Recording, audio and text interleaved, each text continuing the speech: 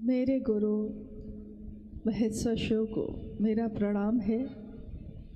इस कालखंड के प्रथम शिव के शिष्य और हम सबों के परम आदरणीय वरेण्य गुरु भ्राता साहब श्री के चरणों में मेरा प्रणाम है। शक्ति स्वरूपा माँ नीलम आनंद जी के चरणों में मेरा प्रणाम है और देवभूमि हिमाचल प्रदेश के इस बद्धी नामक स्थान में उपस्थित आप सभी गुरु भाई गुरु बहन के चरणों में मेरा प्रणाम है।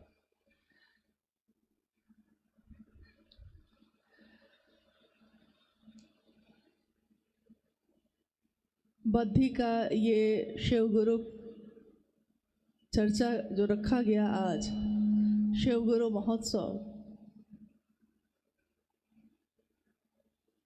इसके पीछे पूर्व में बहुत लोगों की मेहनत और गुरु कार्य के प्रति लगन जो जगी है, उन्होंने जो महादेव के काम की व्याप्ति के लिए, महादेव के गुरु स्वरूप की व्याप्ति के लिए जन जन में जाकर ये संदेश देने का काम किया, आज उसी का परिणाम है कि हम आप इस स्थान पे बैठे हैं।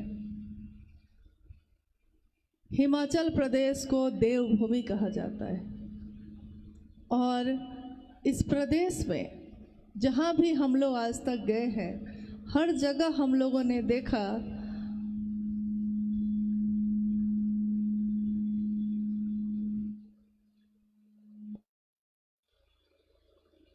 शिव की पूजा, नाग की पूजा, शक्ति की पूजा, यानी ये पूरा प्रदेश इन चीज़ों से पहले से ही भरा हुआ है। ऐसा नहीं है कि अलग से कुछ प्रयास करना है। जैसे ही हम लोग उनसे बात करते हैं, वो तुरंत ही महादेव को गुरु बनाने के लिए तैयार हो जाते हैं। तो अगर हम आप ये कहें कि हम महादेव के गुरु स्वरूप के प्रचार या प्रसार के लिए चल रहे हैं हम सब, तो एक पंक्ति याद आती है कवि पुष्यदंत की। साहब के मुख से ही पहली बार सुनी थी। उन्होंने कहा कि क्या खूब लिखा है उस कवि ने। उसने लिखा है कि पूरा समुद्र है, उसका जल, उसकी स्याही बनाई दी जाए। हिमालय जो पर्वत है, उसकी टिकिया घोल दी जाए उसमें। समुद्र के जल में इतना जल हो और हिमालय जैसा पर्वत टिकिया हो, उसको उस जल में घोल दिया जाए। स्वर्ग का जो वृक्ष है पारिजात, उस वृक्ष का टहनी लेखनी बना दी जाए उसकी। ये पूरी पृथ्वी, ये पूरी धरती कागज हो और माँ शारदा ज्ञान की देवी स्वयं बैठे और महेश्वर शिव की महिमा का गान लिखें। अनंत काल तक भी लिखती रहेंगी, तब भी उस महादेव की महिमा का गुणगान नहीं लिखा जा सकता। तो सोचिए हमारी आपकी क्या बिसात है कि हम महादेव के लिए प्रचार प्रसार करेंगे। महादेव तो खुद ही स्वयंभू है, कण कण में है। ये सृष्टि उनके द्वारा सृजन की हुई है और इसके कण कण में वे स्वयं विराजते हैं। कल विजयादशमी का पर्व गुजरा है, नवदुर्गा की पूजा हुई। आज रास्ते में जगह जगह विसर्जन का दृश्य दिख रहा था। उस समय थोड़ी देर के लिए मन में लगा कि क्या ये कार्यक्रम आज के दिन रखना सही था, लेकिन फिर मन में ये लगा कि शिव के शिष्य जब संकल्प लेते हैं मन में, तो उस संकल्प का विसर्जन तो वो कभी भी नहीं करते। मूर्ति का विसर्जन हो सकता है, संकल्प का नहीं हो सकता। तो चलिए, जिस भी स्थिति में मौका मिले हम लोग मिल लेते हैं, बात कर लेते हैं। क्या पता कब किसके आने से, कब किसके बोलने से, कब किसके सुनने से महादेव के लिए कोई खड़ा हो जाए। एक कोई खड़ा हो जाए तो लाखों को जोड़ लेता है। एक हरिंदर भैया, जिनके लिए अभी अभी भाई पप्पू जी ने भजन गाया, कि उन्होंने मेरे मन को कैसा मोड़ा। मोड़ा हरिंदर भैया ने, लेकिन किसके लिए मोड़ा? अपने लिए नहीं, महादेव के लिए। क्योंकि इश्क मोहब्बत अपने लिए नहीं जोड़ता कोई, उसमें उसके लिए जोड़ता है जिससे वो प्रेम करता है। और आज हम में से चाहे जितने भी लोग यहाँ उपस्थित हैं, और अनु भैया ने आपसे पूछा कि जब 26 मार्च 2017 को हिमाचल प्रदेश के इस बद्दी नामक स्थान में पहली बार एक ऐसा आयोजन हुआ था जिसमें हमारे वर्णीय गुरु भ्राता साहब श्री स्वयं पधारे थे। 25 मार्च को चंडीगढ़ में शिवगुरु महोत्सव हुआ और 26 मार्च को वहाँ से हम लोग बद्दी आए। बद्दी का वो कार्यक्रम बहुत भाव भरा था और गुरु भाई गुरु बहनों के अथक परिश्रम का नतीजा था। साहब बड़े आह्लादित मन से यहाँ से जब निकले, और देखिए अभी उस समय की सारी स्मृति कितनी ताज़ा हो गई कि ऐसी ही एक जगह है, ऐसे ही एक स्थान पे साहब बैठे हैं, हम लोग सब बैठे हैं। क्या संजोग है कि जो लोग उस कार्यक्रम में उपस्थित थे, आज इस कार्यक्रम में भी वो सारे लोग उपस्थित हैं और साहब स्वयं उपस्थित हैं। लेकिन देखिए, इसके बाद बद्दी के कार्यक्रम के बाद हम लोगों ने थोड़ी बाल सुलभ जिद कर दी साहब से कि आगे पहाड़ पे आ गए हैं तो थोड़ा सा कहीं घुमा दीजिए एक दिन के लिए। तो साहब ने कहा कि चलिए, अमूमन तो जहाँ जाते हैं महादेव की बात होती है। बच्चे जो दोनों बैठे हैं छोटे थे, तो हुआ कि चलिए घूम लिया जाए। आपके ही इस क्षेत्र से थोड़ा आगे जाने पे धर्मपुर एक जगह है, सोलन से पहले है शायद, हाँ धर्मपुर। तो हम लोगों का जाना वहाँ हुआ। बद्दी से जब हम लोग निकले तो हम लोग गए धर्मपुर, और धर्मपुर में जब रुके हम लोग, तो जिस होटल में रुके उसके ठीक पीछे बहुत बड़ा पहाड़ था, और नीचे खड़े होके जब हम लोग देख रहे थे उस पहाड़ को, तो उस पहाड़ की चोटी पे एक छोटा सा मंदिर बना हुआ था, और पूरे पहाड़ में कुछ कुछ दूरी पे घर बने हुए थे, और घर भी ऐसे बने हुए थे कि उतनी ऊंचाई पे भी गाय भैंस लोग पाल के रखे हुए थे। तो हम लोगों ने सोचा कि ऊपर अगर जाना होगा तो कैसे जाएंगे। जब उस शाम में जब साहब के साथ हम लोग बैठे, तो साहब ने कहा, आप लोगों ने कहा कि घुमा दीजिए तो मैं ले आया, तो अब जाइए सारे लोग इस पहाड़ पे घूमिए। और घूमिए मतलब कार्ड लीजिए 3 सूत्र का, स्टिकर लीजिए, आइए भगवान शिव को अपना गुरु बनाए, और सारे लोग दिन भर महादेव का काम करके वापस आएंगे। हम में से कुछ गुरु भाई जो अभी उपस्थित हैं, हम लोग हंसे भी कि आप चढ़ पाइएगा कि नहीं, आप चढ़ पाइएगा कि नहीं। लेकिन हम लोगों ने सोचा कि जब साहब के आदेश में बल होता है, आदेश में बहुत ताकत होती है। अभ्यास नहीं है हम लोगों को पहाड़ पे चढ़ने का। जब चले हम लोग, सब कोई, बच्चे तो छोटे थे तो ऊपर चले गए, और हम लोगों को अभ्यास नहीं था तो पहले सीधे सीधे चल रहे थे, जैसे समतल पे चलते हैं। जैसे धरती पे यहाँ समतल है ना, तो यहाँ तो आप सीधा ही चलिएगा ना। तो जब सीधा चल रहे थे तो सामने एक छोटा सा घर था, उस घर में एक महिला खड़ी थी। उन्होंने कहा कि थोड़ा सा झुक जाइए आगे तो चढ़ना आसान हो जाएगा। देखिए किससे हम लोग क्या सीखते हैं। आप नहीं कह सकते कि हाँ हम तो बड़े ज्ञान वाले हैं, दूसरे के पास क्या ज्ञान है। कोई आपको कहीं भी कुछ भी सिखा सकता है। वो महिला अपने घर के दरवाजे पे खड़ी थी, थोड़ा सा पहाड़ पे, और कुछ लोग आगे चढ़ रहे थे, कुछ पीछे से आ रहे थे। तो मेरी सांस थोड़ी फूली, तो उस महिला ने मुझको कहा, चढ़ाई है तो थोड़ा झुक जाइए आगे, तो चढ़ने में आसानी होगी।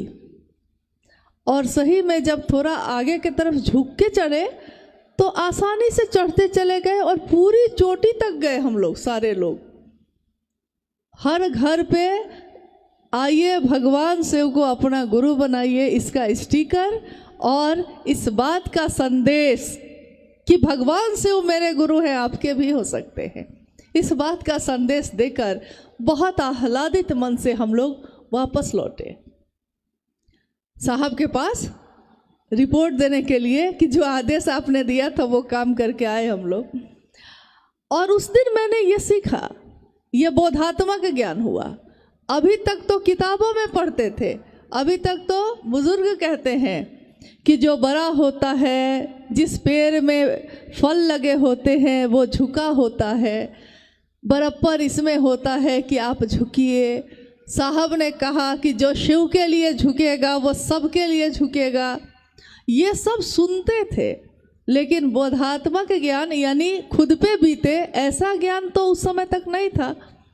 उस दिन हुआ कि सच है, जिस तरह शरीर को चढ़ाई पे चढ़ाने के लिए झुकने से रास्ता तय करना आसान हो जाता है, वैसे ही महादेव के काम के लिए चलने पर इस दुनिया में थोड़ा झुकना पड़े तो झुक जाइए। ये मत सोचिएगा कि झुकना मतलब कमजोरी होती है, झुकना कभी भी कमजोरी नहीं होती है।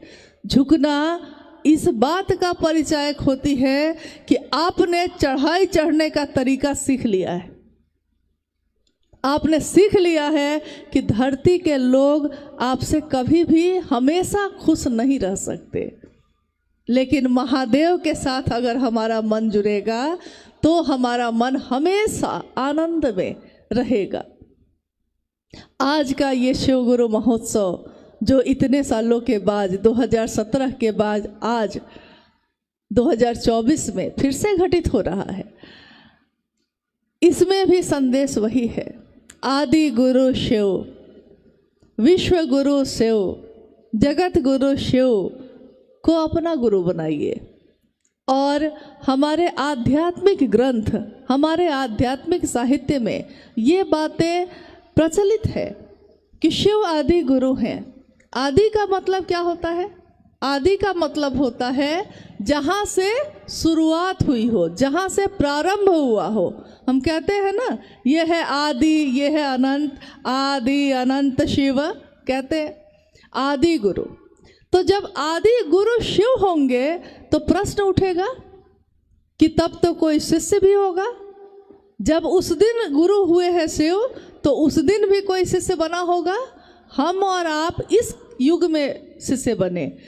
हम कहते हैं साहब हरिंद्रानंद जी को प्रणाम करते हुए कि इस युग के प्रथम शिव के शिष्य को हम नमन करते हैं। लेकिन जब शिव का गुरु स्वरूप आया होगा, आदि गुरु का, तो उस समय उनका शिष्य कौन था? प्रथम शिष्य कौन है? किसी से सुना है आपने? कभी सुना है? नहीं सुना है। अभी अभी जिनकी विजयादशमी आपने की है, तंत्र साहित्य यह कहता है कि आदि गुरु शिव की प्रथम शिष्या माँ भवानी स्वयं है। ज्ञान युक्त शक्ति, ज्ञान युक्त भक्ति अगर जगत में उतरता है तो उसका सृजन होता है, परिमार्जन होता है। इसीलिए शिव की शक्तियों के सारे स्वरूप ये दिखाते हैं कि जब जब आदमी के मन में अहंकार होता है या महिषासुर जैसी प्रवृत्ति बढ़ती है, महिषासुर मतलब महिष की तरह, भैंसे का सिर जो है, जैसे भैंसे की मोटी बुद्धि जैसा बुद्धि अगर किसी की हो जाए, उसका मर्दन कौन करता है? शिव की शक्तियाँ। लेकिन वो शिव की शक्तियाँ ज्ञान युक्त शक्ति होती है। केवल शक्ति होगी तो विध्वंस करेगी, लेकिन अगर ज्ञान युक्त शक्ति होगी तो सृजन करेगी, और संहार भी इसीलिए करेगी ताकि नव सृजन हो।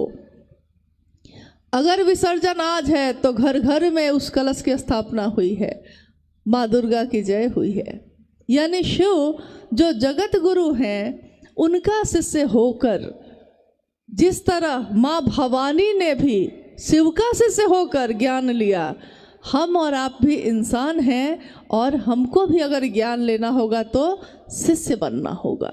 हम कह सकते हैं कि गुरु भगवान है, तो भगवान गुरु क्यों नहीं, साहब ने कहा, लेकिन वो भगवान जब हैं और उनकी पूजा करके उन पे जल चढ़ा के हमारी मनोकामना पूरी होती है, तो हम क्यों नहीं जल चढ़ा के ही अपनी मनोकामना पूरी कर लें?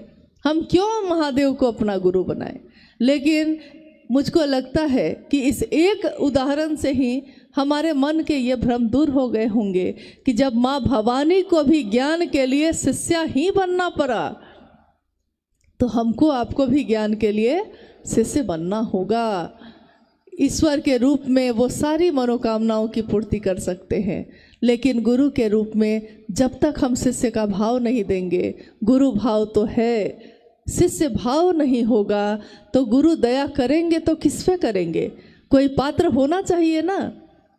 मान लीजिए पानी एक जगह से चल रहा है, नल में पानी है, नल खोल दिया आपने, पानी गिर रहा है, लेकिन उस पानी को संभालने के लिए कोई पात्र होना चाहिए कि नहीं? बाल्टी, कटोरा, ग्लास, मग, कुछ भी तो हम लेकर जाते हैं ना। महादेव से दया मांगते हैं, और महादेव दया करे तो किस पे करे? साहब ने कहा शिष्य पर करे। हम अपने गुरु को पुकारते तो हैं, लेकिन उनको पुकारने के साथ साथ अनेक तरह के भाव लेकर खड़े होते हैं। कोई पत्नी बन के खड़ा है, कोई माँ बन के खड़ा है, कोई पति बन के खड़ा है, कोई पुत्र बन के खड़ा है, लेकिन शिष्य बनकर कौन खड़ा है? दुनिया में रहते हुए दुनिया का होकर रह जाना, ऐसा मत करना। ये साहब की वाणी है कि दुनिया में तो रहिए आप। महादेव ने ये दुनिया बनाई है तो किसके लिए बनाई है? हमारे आपके लिए बनाई, तो इसका भोग करना है, लेकिन भोग करते करते भुक्त नहीं हो जाना है। शिष्यानुभूति की एक पंक्ति है कि भोगाधिपति बनकर भोग तो करिए आप, लेकिन भुक्त मत हो जाइएगा। मतलब घर बनाया है रहने के लिए तो घर में रहिए, लेकिन घर की दीवार थोड़ी गंदी हो जाए तो मन घोर हो जाता है। कपड़ा खरीद के पहनने के लिए खरीदा है तो पहनिए, लेकिन कपड़े में थोड़ा सा खरोंच लग जाए तो मन घोर हो जाता है। गाड़ी खरीदी थी अपने भोग के लिए, उसमें थोड़ी सी ठोकर लग जाए मन घोर हो जाता है। यानी सुविधा के लिए, भोग के लिए चीज़ें हैं, हम लेते हैं, लेकिन भुक्त हो जाते हैं। भोग को भोग की तरह भोग कर और छोड़ देना, ये साहब ने सिखाया। शिव का शिष्य होगा तो कैसा होगा? वो ऐसा ही होगा जैसा उन्होंने अपने आचरण से सिखाया। गुरु आचार्येंद्र होते हैं, अपने आचरण से सिखाते हैं। आपको लगता होगा कि जिस साहब की बात हम लोग सुनते रहे हैं सालों साल से, दूर से उनका दर्शन करते रहे हैं, जब वो सामान्य दिनों में अपने घर में बैठते होंगे तो तब उनका आचरण कैसा होता होगा? ये तो मन में आता होगा कभी ना कभी। कल रात में हम लोग बैठ के जब ये बात कर रहे थे, उस समय हमारे साथ आए हुए कुछ गुरु भाई तो यहाँ थे मदद के लिए, और भाई शोभेंद्र जी वहाँ थे। तो बात होते होते एक बात निकली कि उन्होंने कहा कि साहब के पास जब भी हम लोग बैठते थे तो साहब जैसे पीतल का कोई सामान है उसको साफ करना है, तो उनके लिए ये बड़ा आसान था कि वो किसी को कहते कि पीतल का सामान है, ब्रश पॉलिश लाओ और साफ करो। लेकिन उन्होंने कभी भी ये नहीं किया। उन्होंने पहला टुकड़ा खुद उठाया, उसको साफ करके दिखाया कि देखो ऐसे किया जाता है, और अब तुम करो। मुझको याद है कि जब शाम में वो ऑफिस से आते तो पेड़ पौधे और फूल पत्तियों का बड़ा शौक उनको रहा है हमेशा। तो वो कहते हैं कि कटर लेकर चलो जो सूख गया है उसको काट के अलग करो, जो हरा है उसमें खाद पानी दिया जाए।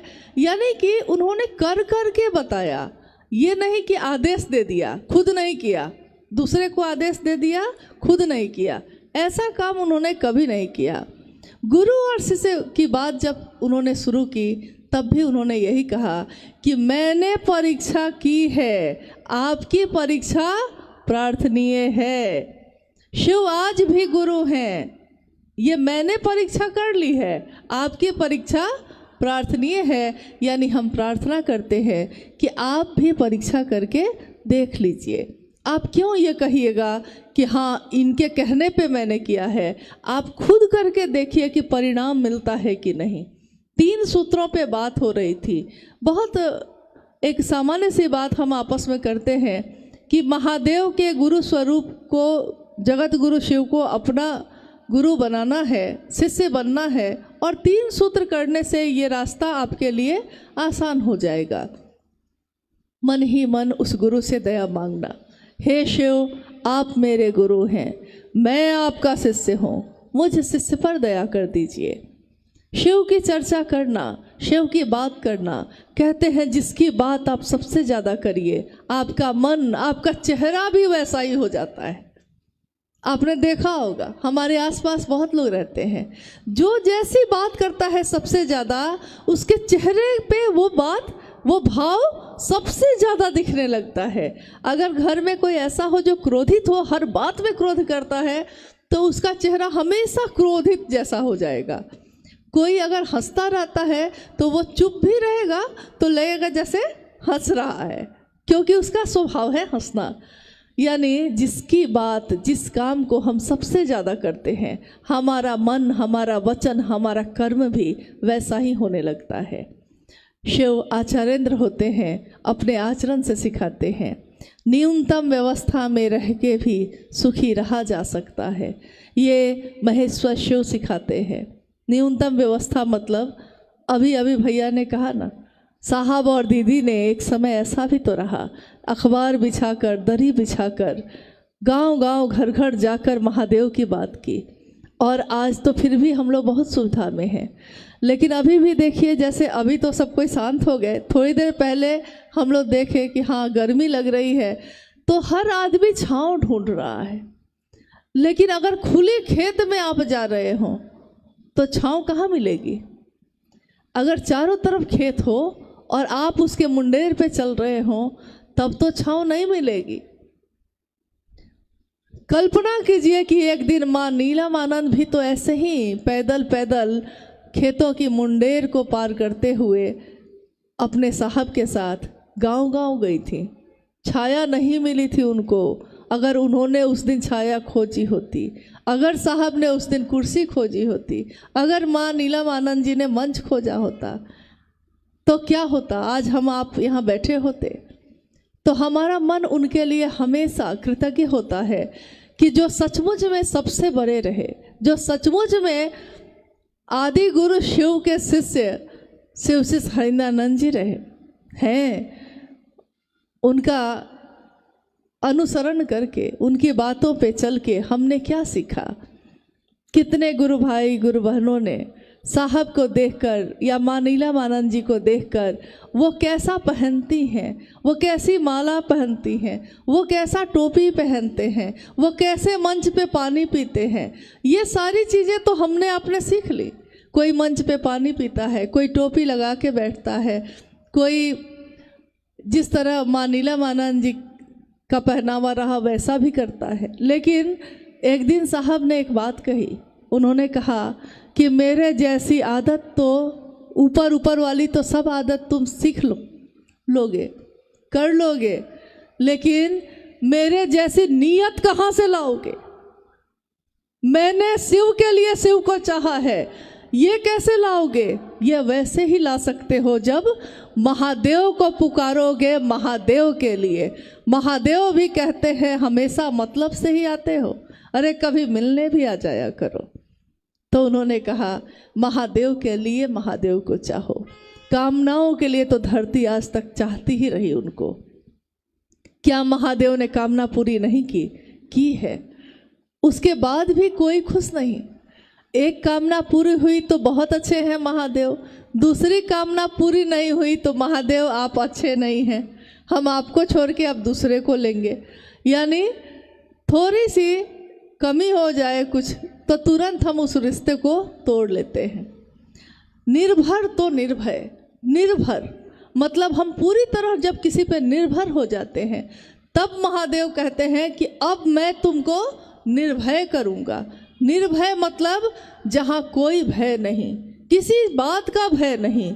लोग छोड़ देंगे, लोग मुझको चाहेंगे न चाहें, चाहें तब भी ठीक न चाहें तब भी ठीक, जगह दे तब भी ठीक ना दे तब भी ठीक, प्रणाम पाती हो तब भी ठीक ना हो तब भी ठीक। यानी इससे कोई फर्क नहीं पड़ता, कोई भय नहीं, कोई संशय नहीं।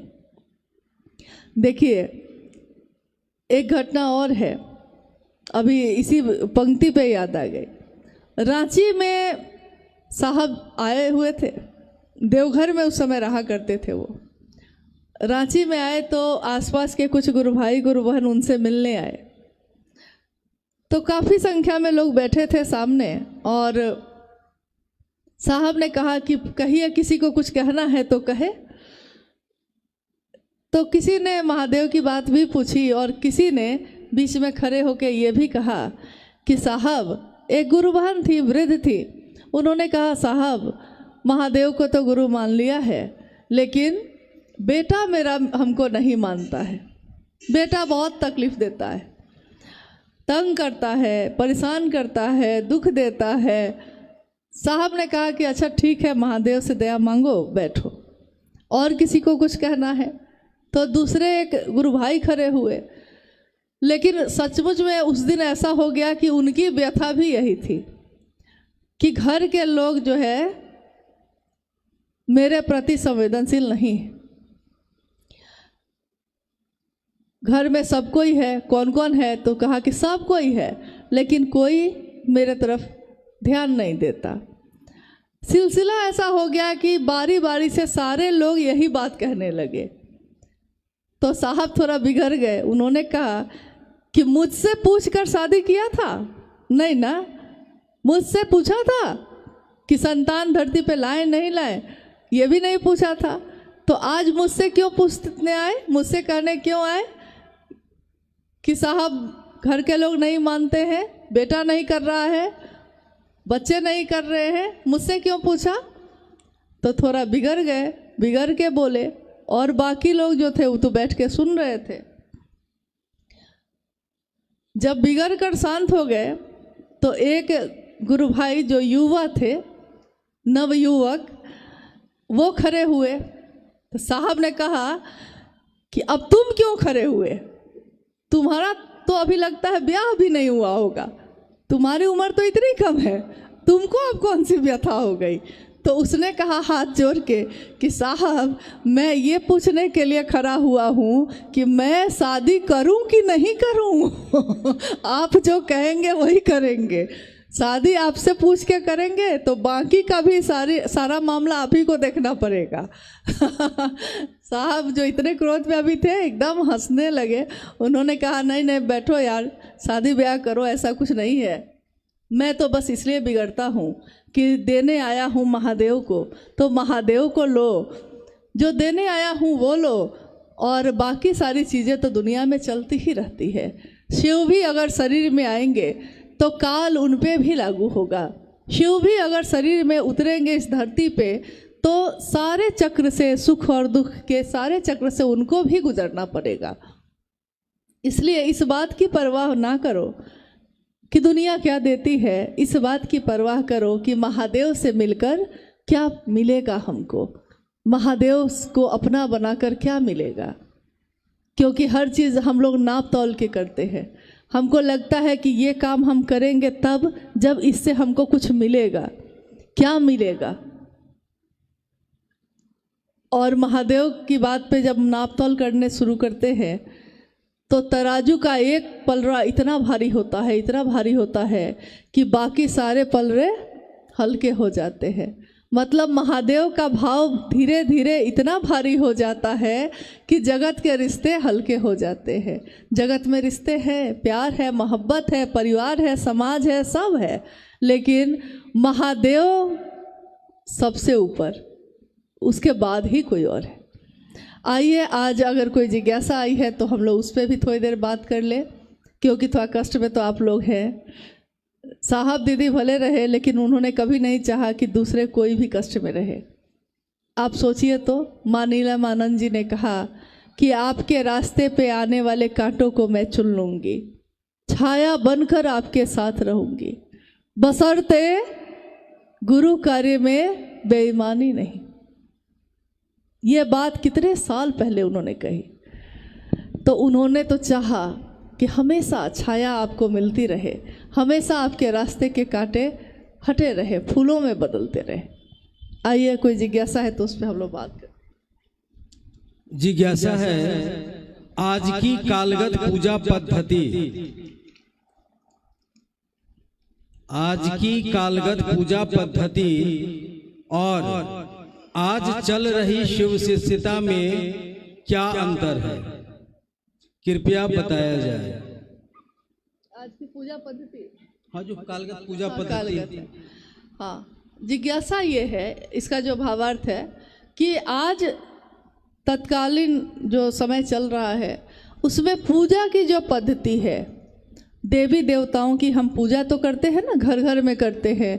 हमारे गाँव में जो घर है उसमें कुल देवता भी हैं, कुल देवी भी हैं, मंदिर है, अलग अलग देवी देवताओं की मूर्तियां हैं, तस्वीरें हैं, प्रतीक हैं। तो प्रश्न ये है कि अभी वर्तमान में जो पूजा पद्धति चल रही है हमारे समाज में, हमारे घरों में, उसमें और शिव की चर्चा में क्या अंतर है? क्या अंतर है? इतना ही अंतर है कि शिव की पूजा या अन्य देवी देवताओं की पूजा पद्धति में कर्म कांड तो सारे हैं, यानी हम बैठ के पूजा तो करते हैं, लेकिन हमारा मन रहता है हम लोग के तरफ, मतलब जहाँ मेरा जन्म हुआ उस तरफ गांव में और शहर में भी एक कहावत बड़ी प्रसिद्ध है कि बैठल बानी पूजा पर अब मन बा भूजा पर। मतलब कि पूजा पे बैठे हुए भी मेरा मन कहाँ है, तो भूजा पे है, मतलब कि बाजार में घूम रहा है। बैठे हैं पूजा पे, अब मन घूम रहा है बाजार में। तो कर्मकांड तो सारे हैं, जल चढ़ाए, पूजा करने बैठे हैं, अगरबत्ती जलाए, दिया जलाए, फल चढ़ाए, फूल चढ़ाए, मिठाई चढ़ाए, पुआ चढ़ाए, सब कुछ है। लेकिन ये सारा कार्यक्रम करने के बाद बीच में जो सबसे ज़रूरी चीज़ है वो उसमें शामिल ही नहीं है। सबसे ज़रूरी क्या है उसमें? अगर महादेव भाव सत्ता है तो उनको सबसे ज़्यादा वो ग्रहण क्या करते हैं? भाव ना। लेकिन भाव नहीं है, फल है, फूल है, जल है, मिठाई है, और भाव नहीं है, एकाग्र नहीं हो रहे, शांत होकर उनके प्रति एकाग्र नहीं हो पा रहे। बैठे हैं, आरती कर रहे हैं, उस समय भी अगर कोलाहल है तो ध्यान पूरा हमारा उस पे है कि कौन क्या कर रहा है, क्या बोल रहा है। और उसके उलट आप शिव चर्चा में अब आइए। शिव की चर्चा, शिव की चर्चा मतलब शिव की चर्चा, शिव की बात। हम अपने प्रतिदिन के जीवन में बहुत तरह की बात करते हैं और उसी में एक बात और करते हैं, शिव चर्चा भी करते हैं, यानी शिव की बात करते हैं। शिव की बात करते करते करते करते एक दिन ऐसा हो जाता है कि अब हम बात नहीं कर रहे हैं, अगर बोल भी नहीं रहे हैं, लेकिन मेरे मन में वही बात चल रही है जो हम बोलते हैं। हम सुन नहीं रहे हैं बैठ के, लेकिन मेरे मन में वही बात चल रही है जो अभी 1 घंटा जिसको सुने हैं हम, यानी शिव चर्चा। शिव की बात ही मेरे मन में घूमने लगे, आवृत्ति करने लगे बार बार। शोर में, कंपनी में काम करते हुए, फैक्ट्री में काम करते हुए, चौक चौराहे के शोर गुल में खड़े होकर, और उस समय भी अगर हमको महादेव याद आते हैं तो उससे बड़ा साधु कौन होगा, उससे बड़ा ऋषि कौन होगा, जिसने कुछ भी छोड़ा नहीं, जो पहाड़ पे जाके तपस्या करने नहीं बैठा, जिसने अपने गृहस्थ आश्रम को नहीं छोड़ा, कुछ भी छोड़ा नहीं, सबके बीच रहते हुए, और तब महादेव याद आते हैं, पल प्रतिपल याद आते हैं। तो शिव की चर्चा, शिव की पूजा का हाईटेक रूप है। ये भी है शिव की पूजा ही, लेकिन ये एक ऐसी पूजा है जो हम मूर्ति के सामने खड़े होकर उनकी बड़ाई नहीं कर रहे, हम इसमें उनकी बड़ाई पूरे दुनिया में घूम घूम के कर रहे हैं। महादेव को तो मालूम ही है कि वो कर्पूर गौरम है, करुणावतारम है, उनको पता है, दुनिया को नहीं पता है। बताना ही है तो दुनिया को बताइए, और दुनिया को बताने में खुद को भी जान लेना है, खुद भी समझ लेना है। यानी किसी को स्टेशन पहुंचाने जाइएगा तो आप स्टेशन पहुंचिएगा कि नहीं। अगर किसी को ये मैदान नहीं देखा हुआ है और कोई कहता है कि भैया दीदी जाइएगा तो ज़रा हमको भी ले लीजिएगा, क्योंकि हमको नहीं देखा हुआ है, वो आपको पहुंचाने आया है, लेकिन आपको पहुंचाने में वो भी पहुंचा कि नहीं पहुंचा। महादेव के तरफ हम और आप चल रहे हैं अगर, तो हम किसी को प्रेरित करते हैं कि आप भी शिव के तरफ चलिए, उनको पहुंचाने में मेरा मन पहुंचेगा कि नहीं। आप में से या हम में से, हम सब की ये अनुभूति है, और ये अनुभूति बहुत गहरी है। कितनी बार ऐसा हुआ होगा आपके जीवन में कि किसी ने कोई जिज्ञासा कर दी होगी, सामने से कुछ पूछा होगा, कुछ भी पूछ सकता है, पूछा होगा कि भाई नमः शिवाय क्यों करें, ओम नमः शिवाय क्यों नहीं करें, शिव को गुरु क्यों माने, भगवान के रूप में क्यों नहीं माने, शिव को ही गुरु क्यों माने, अन्य देवी देवता को क्यों नहीं माने, इस तरह के अनेक प्रश्न। और महादेव से दया मांगकर आपने उस प्रश्न का उत्तर दिया होगा,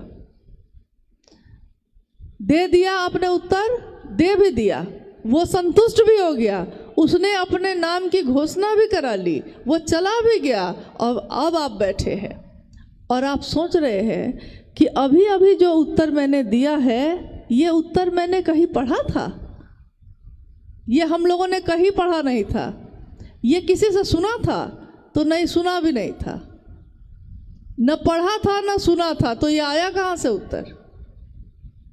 यही साहब ने कहा, आध्यात्म, खुद की खोज। तुम कौन हो, मैं कौन हूँ, तुम्हारी दोनों आंखें ना रहे तब भी तुम रहोगे कि नहीं, तुम्हारे दोनों हाथ ना रहे तब भी तुम रहोगे कि नहीं, तुम्हारा ये पूरा शरीर छत विछत हो जाए तब भी तुम रहोगे कि नहीं। तो हाँ, रहेंगे। ये कौन है जो कहता है कि हाँ रहूँगा, ये कौन है जो बोलता है अंदर से। ये शरीर तो नहीं बोल रहा, ये कोई है जो बोल रहा है, ये कोई है जो आपसे करवा ले रहा है, ये कोई है जो आपसे कहवा ले रहा है। आप अनजान जगह पे खड़े होते हैं और मदद मिल जाती है। जब चारों तरफ से मदद खत्म हो जाती है तब मदद मिलती है। जब तक हम किसी पे निर्भर रहते हैं तब तक नहीं मिलती है, जब वो निर्भरता खत्म हो जाती है तब मिलती है। झारखंड में जंगल है, बहुत जंगल है, वहाँ भी पहाड़ जंगल बहुत है। गुरु बहन लोग टोली बनाकर जाती हैं 10-20 के संख्या में मिलकर, जंगल के अंदर अंदर गांव है उसमें शिव चर्चा करने। सवारी नहीं मिलती वहाँ, जल्दी सवारी नहीं मिलती है, कोई खड़े रहते हैं, खड़े रहती है, बोलती है कि अचानक ही कोई सवारी आ जाती है और खुद ही रोक के ऑटो वाला पूछता है कि बहन जी जाना है, चलिए पहुँचा दे, पहुँचा भी देता है, चला भी जाता है। कुछ पता नहीं है कहाँ से आया था, तो पता ही नहीं है कि कहाँ से आए कहाँ को जाएंगे। ये एक ऐसा रहस्य है, ये एक ऐसी ज्ञान की स्थिति है जिसमें आदमी जाए तो डूबता ही चला जाता है, पता नहीं चलता उसको। लोग कहते हैं कि प्याज को छिलके को छीलिए, एक को छिलिए दूसरा छिलका है, दूसरे को छिलिए तीसरा है, छीलते छीलते प्याज खत्म हो जाएगा लेकिन पता नहीं चलेगा कि प्याज है क्या। ज्ञान भी ऐसा ही है, ज्ञान अज्ञान ये सब तो दुनिया के लिए है। हम पढ़े हैं नहीं पढ़े हैं ये सब दुनिया की बात है, लेकिन महादेव से जुड़ने के लिए, महादेव से मिलने के लिए तो दुनिया की नहीं, भाव की ज़रूरत है।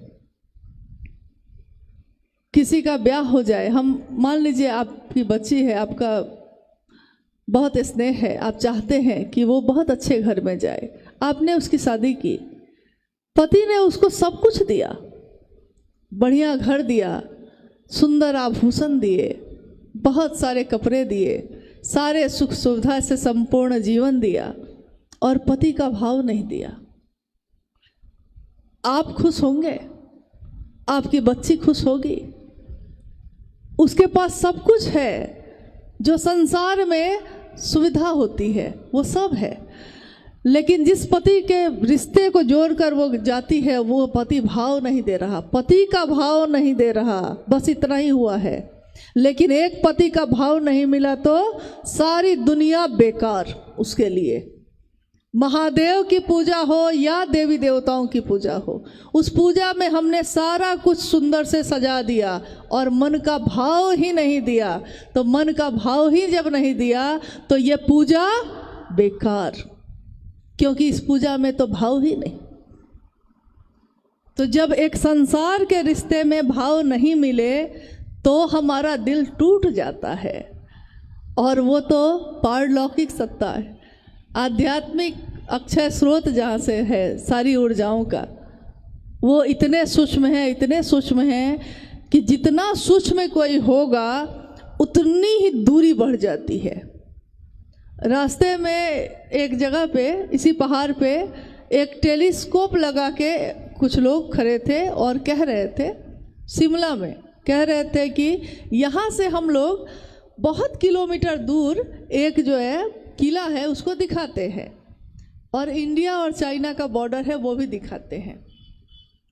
हम लोगों ने कहा कि भाई जा पाएंगे कि नहीं जा पाएंगे, कि चलिए बच्चे हैं देख लो भाई, इंडिया और चाइना का जो बॉर्डर है अगर यहीं से दिख रहा है तो देख लो। और जैसे ही ऐसे बस हाथ से छुआ उसने टेलीस्कोप, हल्का कंपन हुआ और लोकेशन बदल गया, हल्का कंपन हुआ ऐसे, और जो दिख रहा था दूसरी चीज़ दिखने लगी। यानी जितनी ज़्यादा संवेदनशील चीज़ें हैं वो हल्के से कंपन से ही पूरी मंजिल, पूरा गंतव्य, पूरी गति ही बदल जाती है। महादेव ही हमारी मंजिल हैं। हम शिव के शिष्यों के लिए महादेव ही हमारे गुरु हैं, और महादेव ही हमारी गति हैं। यानी चलने की ताकत भी वही देते हैं, मंजिल पे पहुंचने का रास्ता भी वही दिखाते हैं, और मंजिल पे भी वही मिलते हैं। लेकिन इस मंजिल पे पहुंचने में हमारे जीवन में एक नाम आता है बार बार, साहब हरिंद्रानंद जी और दीदी नीलम आनंद जी का। साहब ने कहा, इसको भी बहुत लोगों ने दूसरे अर्थ में लिया। साहब ने कहा बार बार कि मैं हूँ सजनी मील का पत्थर, अंक पढ़ो चुपचाप पधारो, मत आरोपो अपनेपन को, मत मुझ पर देवत्व उतारो। ये एक माखन लाल चतुर्वेदी की कविता है। उसकी इस पंक्ति को साहब ने बहुत बार शिव चर्चाओं में भी कहा। उनके कहने का तात्पर्य ये था कि मैं मील का वो पत्थर हूँ जो आपको रास्ता दिखाता है, कहाँ तक पहुँचे हैं और आगे कितना जाना है। यहाँ से अगर आप चंडीगढ़ जाइए तो रास्ते में मील का पत्थर सड़क के किनारे होता है ना, पत्थर जिसमें लिखा रहता है 50 किलोमीटर है चंडीगढ़, और 1 किलोमीटर तो दूरी कम होती जाती है। लेकिन वो पत्थर हर जगह मिलता है आपको, हर किलोमीटर पे वो पत्थर है लगा हुआ, और उस पर लिखा है कि दूरी हमने कितनी तय की है। यहाँ से भी अगर महादेव के तरफ चल रहे हैं और साहब कह रहे हैं कि मैं हूँ सजनी मील का पत्थर, अंक पढ़ो चुपचाप पधारो। साहब कह रहे हैं कि अगर मुझको पकड़ के बैठ जाओगे तो महादेव तक नहीं पहुँचोगे। तो इस पंक्ति को तो लोगों ने समझ लिया, हाँ ठीक कह रहे हैं साहब, आपको पकड़ लेंगे तो महादेव छूट जाएंगे। लेकिन वो भूल गए कि मील का पत्थर यहाँ जो दिखा रहा है 50 किलोमीटर, जब मंजिल पे पहुँचिएगा तो वहाँ भी मील का पत्थर मिलेगा 0 किलोमीटर लिखा हुआ, लेकिन मिलेगा वहाँ भी, मिलेगा कि नहीं? तो शिव के शिष्यता में साहब हरिंद्रानंद जी के दिशा निर्देश और आदेश के बाहर क्या है?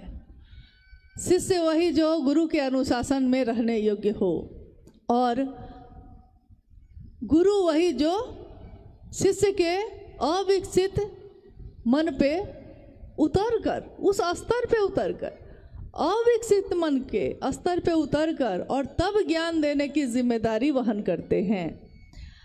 हमारे बच्चे जब छोटे छोटे होते हैं तो हम अपने बच्चों को पढ़ाने के लिए मास्टर रखते हैं, आपने भी रखा होगा।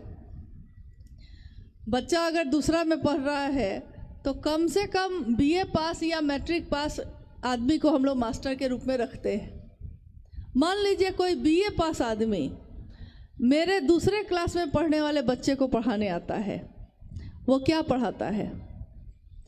अपने BA की पढ़ाई पढ़ाता है उसको, या वो बच्चा जो समझ सकता है उस स्तर पे आके पढ़ाता है? क्या पढ़ाता है? जो बच्चा सीखेगा उतने में ना, अ क यही सिखाते हैं ना, A B, लकीर ऐसे खींचो, लकीर ऐसे खींचो, शब्द है ये, वाक्य है ये, यानी धीरे धीरे धीरे धीरे उसके स्तर पे उतरकर और तब ज्ञान देते देते देते देते धीरे धीरे स्तर फिर बढ़ेगा भी। दूसरा से वो तीसरा क्लास में जाएगा, चौथा में जाएगा, 5वां में जाएगा, 10वां पास करेगा, BA पास करेगा, और एक दिन वो मास्टर जितना पढ़ लेगा। लेकिन जिस दिन वो BA पास मास्टर आए थे उसके पास, उन शिक्षक ने, उस मास्टर ने उस बच्चे के मानसिक स्तर पे उतरकर उसको ज्ञान दिया। शैक्षणिक ज्ञान, आध्यात्मिक ज्ञान, यानी आध्यात्म की धरती पे चलने का ज्ञान। जब शिव मेरे आपके गुरु होंगे तो वो महादेव भगवान हैं, क्या नहीं है? वो भगवान सिर्फ थोड़े ही, भगवान एक रूप में थोड़े ही है, एक ऐसी सत्ता। अन्य देवी देवताओं में एक रूप होते हैं, 2 रूप होते हैं, 4-5 रूप होंगे, लेकिन शिव के रूपों का तो वर्णन ही नहीं खत्म होता। शिव के स्वरूप की बात जब शुरू होती है तो खत्म ही नहीं होती। न आदि का अंत पता चलता है, न अंत का पता चलता है। यानी क्या नहीं है वो? महाकाल भी वही, महामृत्युंजय भी वही, उमा के पति भी वही, और निहंगी शमशानी भी वही, मारने वाले भी वही, मारकर खाने वाले भी वही। क्या नहीं है ईश्वर के रूप में वो? लेकिन जैसे ही उनके गुरु स्वरूप से हम जुड़ते हैं, ईश्वर से जुड़ना बहुत कठिन है, क्योंकि ईश्वर की सत्ता इतनी बड़ी है, इतनी बड़ी है कि उनसे बड़ा तो कुछ है ही नहीं। महाशब्द जहाँ भी लगा है वो महेश्वर शिव के ही स्वरूप के साथ लगा है। आप गौर करिएगा कि महादेव, महायोगेश्वर, महाऔरेश्वर, महाकाल, महामृत्युंजय, महाकपालेश्वर, यानी महाशब्द, यानी अब उससे ऊपर कुछ नहीं है। पहाड़ की चोटी पे चले गए आप, अब चोटी से ऊपर कुछ नहीं है। अब अगर चलना चाहिएगा तो नीचे चलना पड़ेगा, यानी उसके ऊपर अब कुछ नहीं है। तो उस सत्ता से जो सूक्ष्माति सूक्ष्म है, उस सत्ता से जुड़ना इतना आसान नहीं है। लेकिन वही सत्ता गुरु के रूप में अब है, और हम क्या है? भक्त बनना तो बहुत कठिन है, लेकिन शिष्य बनकर है। सत्ता वही है, कुर्सी बदल गई, कुर्सी बदल गई गुरु की और शिष्य की। तो वही गुरु जो है बहुत बड़ा, लेकिन अब शिष्य के मानसिक स्तर पे उतरकर और तब ज्ञान देने की जिम्मेदारी वहन करते हैं। यानी हम जो समझ सकेंगे, महादेव सूक्ष्माति सूक्ष्म सत्ता उस स्तर पे आके हमको समझाते हैं कि हम क्या समझ सकते हैं। जब हम शुरुआत करते हैं तो हमारे मन में कैसे कैसे प्रश्न आते हैं? आप याद करिए, जिस दिन भी आपने शिव को गुरु बनाया होगा, आपके मन में अगर प्रश्न आते होंगे तो इस तरह के आते होंगे, महादेव को गुरु बना के अलग क्या करना है, रुद्राक्ष कितना दाना का पहनेंगे तो ठीक रहेगा, कितनी बार माला पे जप करेंगे तो अच्छा रहेगा, कितनी बार दया मांगेंगे, दाहिने बैठ के मांगेंगे कि बाएं बैठ के मांगेंगे। हुआ होगा आपके साथ ऐसा, मन में जैसे कोई बच्चा सोचता है कि हम मिठाई खाएं कि टॉफ़ी खाएं, वैसे हमारी मानसिक स्थिति होती है। जिस दिन हम शिव को गुरु बनाते हैं उस दिन हमारे मन में ये सारी बातें आती हैं। आज हमारे मन में ये बात आती है कि मन जब श्वासों के साथ नहीं चलकर मंत्र के चैतन्य में ठहर जाता है तो क्या होता है। देखिए, वही थे हम उस दिन, वही हैं आज हम। अंतर कितना आया। महादेव दिखाई नहीं देते कहीं, महादेव का शरीर कहीं दिखता नहीं, लेकिन उसी महादेव का जो सूक्ष्म सत्ता है, मानवीकरण में नाम कहलाया महादेव, और उन्हीं की शक्ति का जो मानवीकरण हुआ उसका नाम कहा गया भगवती, माँ काली। तो वो दिखाई नहीं देते, लेकिन उनका ज्ञान जो उतरता है पता भी नहीं चलता। ये कैसे होता है? वैसे ही जैसे एक छोटे से बच्चे को बड़ा होने के लिए कोई प्रयास नहीं करना पड़ता, वो अनायास ही बड़ा होता चला जाता है।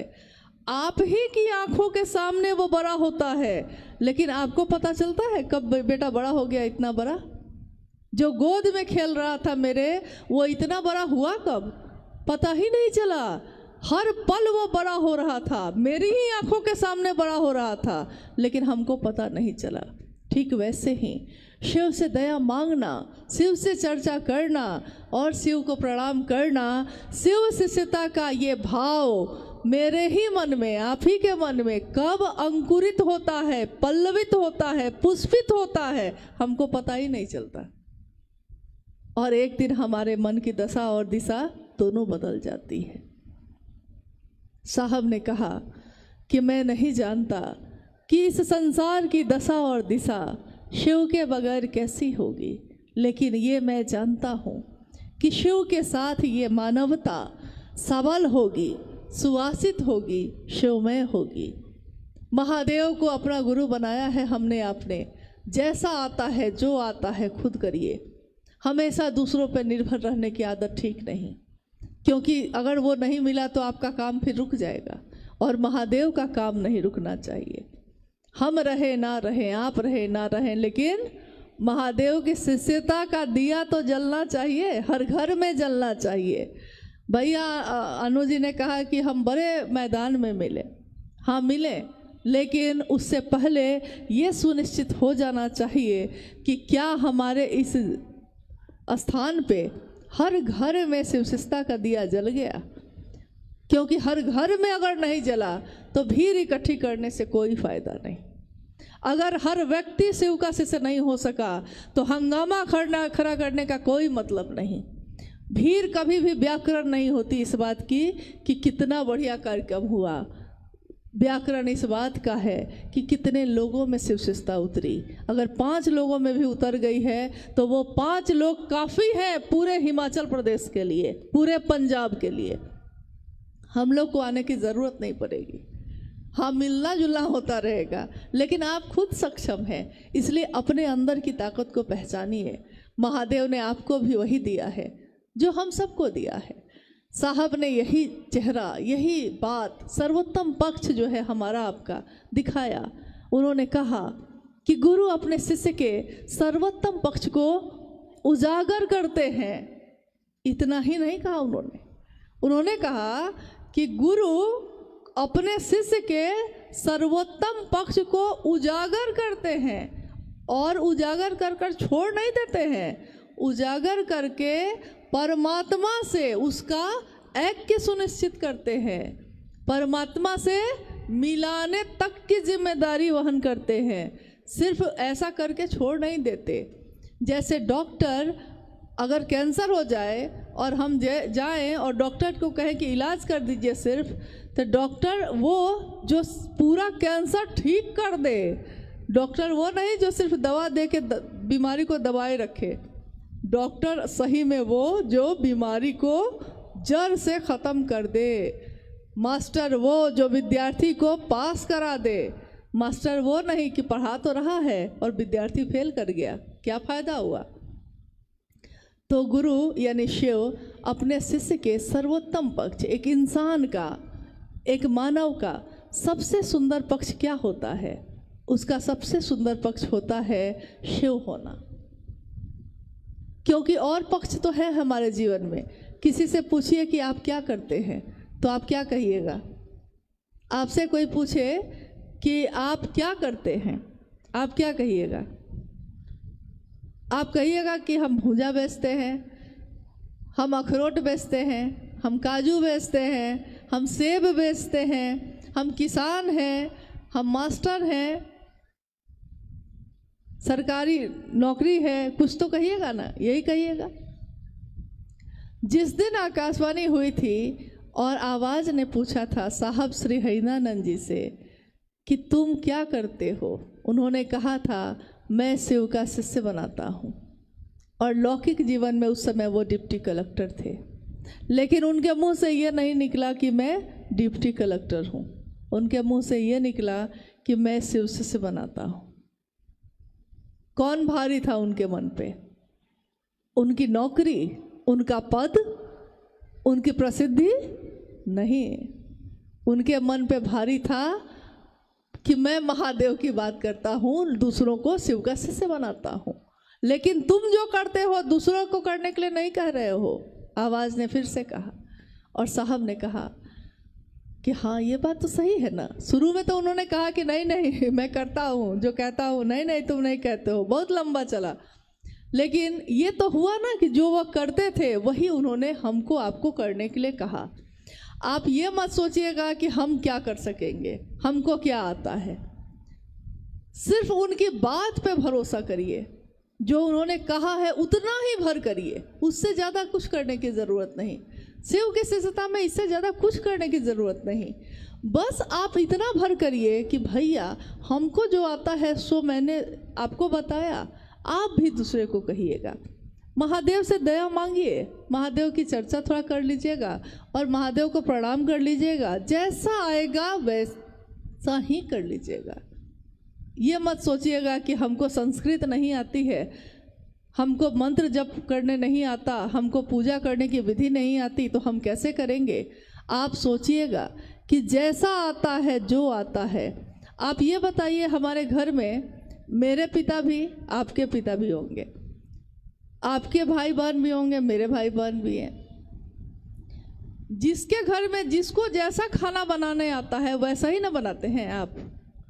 आप रोज़ पड़ोसी को बुला के लाते हैं उसके लिए कि मेरे घर के लोगों के लिए तुम खाना बना दो, ऐसा करते हैं हम लोग? नहीं करते हैं। बहुत लोग घर की सफाई बहुत अच्छे से करते हैं और बहुत लोग खराब से करते हैं, लेकिन जैसा आता है खुद करते हैं। वो दूसरे को बुला के नहीं लाते रोज कि मेरा घर जरा साफ कर दो।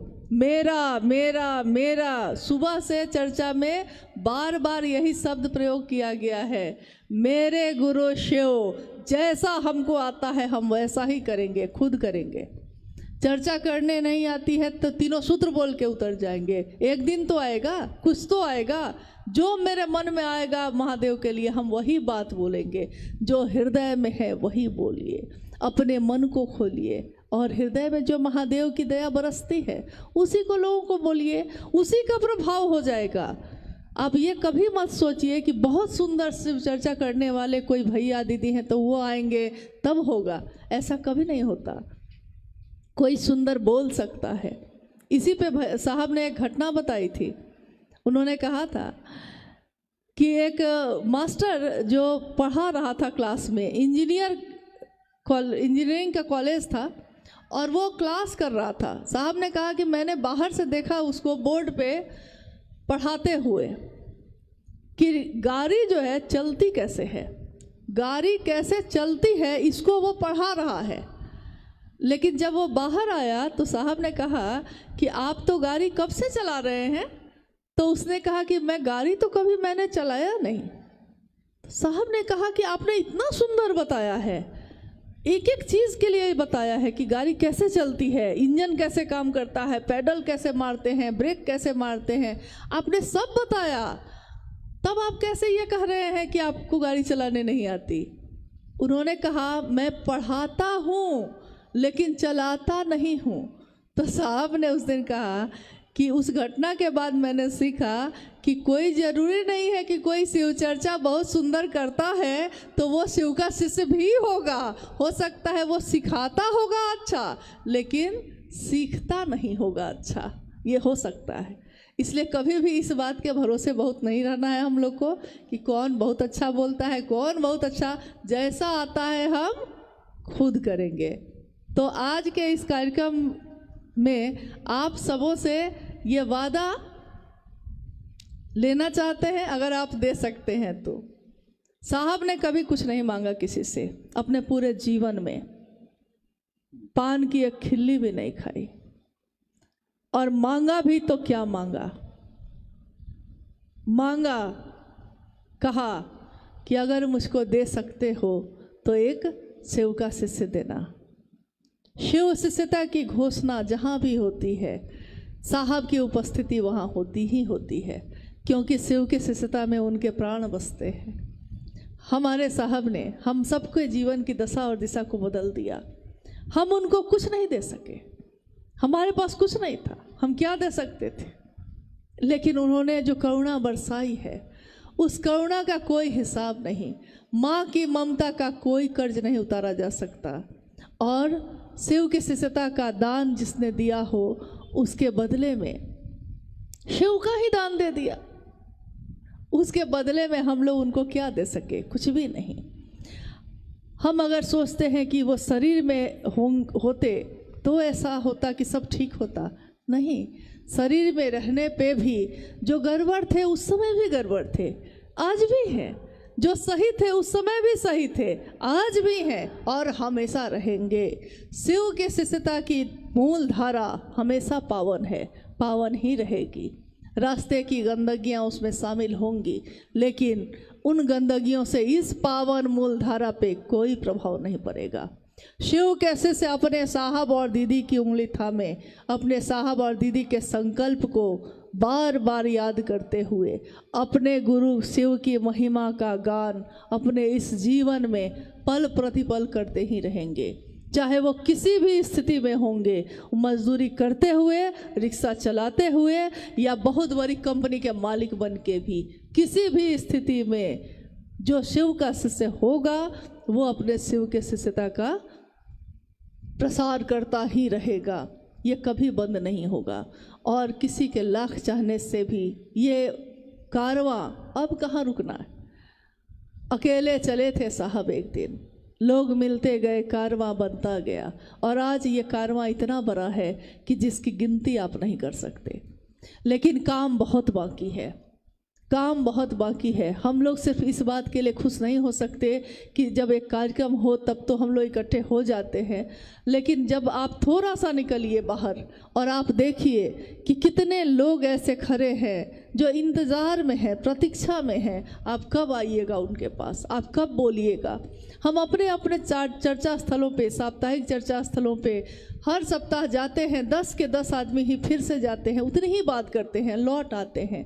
साप्ताहिक चर्चा स्थल साहब ने शुरू किया था जब, उनकी मंशा ये थी कि साप्ताहिक चर्चा स्थल पे सप्ताह में बाकी 6 दिन हम लोग जो नए लोगों को जोड़ेंगे, उन लोगों को आने के लिए उसमें प्रेरित करेंगे ताकि वो आए, और ये संख्या बढ़ती चली जाएगी। 50 होंगे, 100 होंगे, 100 होंगे तो 2 जगह करिए, मतलब ये सिलसिला चले, इसके लिए उन्होंने शुरू की थी। 1 दिवसीय कार्यक्रम शुरू हुए, बहुत सारे हुए। जब 100-200 आदमी की घोषणा हो जाती तो साहब स्वयं जाते उस जगह पे। आज तो फिर भी हजारों में है, लेकिन आप ये सोचिए कि संख्या बढ़े, मतलब संख्या मतलब ये नहीं भीड़ बढ़े, संख्या बढ़े मतलब शिव शिष्यता बढ़े। भीड़ कभी भी व्याकरण नहीं होती किसी भी चीज़ का। शिव की शिष्यता उतरे लोगों में, इसके लिए झुकना है तो झुकिएगा। हम लोगों से भी कोई बात का दुख अगर आपको हुआ हो तो क्षमा करिएगा, अपना गुरु भाई, अपनी गुरु बहन समझकर। लेकिन एक वादा है कि अपने गुरु के काम में हम लोग मिलते ही रहेंगे, हमेशा अपने साहब दीदी की बातों को दोहराते ही रहेंगे और महादेव के तरफ चलते ही रहेंगे।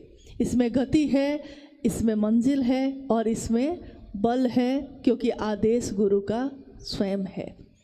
तो आज के इस कार्यक्रम से अब हम लोग भी विदा ले रहे हैं, और अभी के लिए विदा मतलब अलविदा नहीं कह रहे हैं, विदा कह रहे हैं। अभी के लिए फिर मिलना होगा, नहीं जानते कि कब होगा, लेकिन अगर नहीं भी हुआ तो एक स्मृति, एक क्षण जो हमने आपने आज इस समय में गुजारे हैं, ये हृदय में सुरक्षित रहे, मेरे महादेव के बात के लिए रहे, इतना काफ़ी है। हम लोग अपने गुरु के राह में बढ़ते रहें, साहब दीदी के संकल्प को पूरा करते रहें, दुनिया शिवमय हो, हर जगह पे जगह जगह महादेव कोई बोल रहा हो और शिव का शिष्य बन रहा हो, ये दृश्य हमारी आंखों के सामने घटता रहे, हम भी उसके भागीदार बने रहे और साहब और दीदी उसके साक्षी बने रहें, शिव के गुरु स्वरूप की उपस्थिति उसमें मौजूद रहे। इतना इस जीवन के लिए क्या, कितने जीवन के लिए काफ़ी हैं। चलिए अपने गुरु शिव के चरणों में नमन करते हुए आज की इस जो शिव चर्चा आपने बहुत मेहनत से रखी है, क्योंकि एक कार्यक्रम एक दिन के लिए कुछ घंटों के लिए होता है, लोग उस क्षण को सिर्फ देखते हैं, इसके पीछे किसने कितनी मेहनत की है, कितने सालों की मेहनत रही होगी, कोई नहीं जानता। कौन यहाँ आया होगा, किसने ये बात बढ़ाई होगी, किसने ये किया होगा, ये भी कोई नहीं जानता।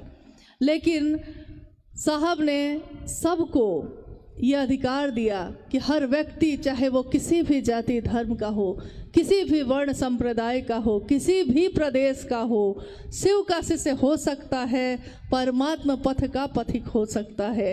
ये अधिकार आज तक हर व्यक्ति को संसार ने नहीं दिया था, ये हम सबको मिला, ये हमारा सौभाग्य है। आप में से, हम में से कितने लोगों ने शिव के शिष्य साहब हरिनानंद जी को इन आँखों से देखा है, सुना है, तो जो सुना है उनसे, जो देखा है उनमें, वो लोगों में बांटिए, ताकि शिव शिष्यता और बढ़े, शिव के गुरु स्वरूप की व्याप्ति जन जन में हो। इसी कामना के साथ कि ये कार्यक्रम जो आयोजित हुआ है, उसका जो मकसद है, जो उद्देश्य है, वो पूरा हो। अपने गुरु शिव के चरणों में प्रणाम करती हूँ और आप सभी के चरणों में भी मेरा नमन है।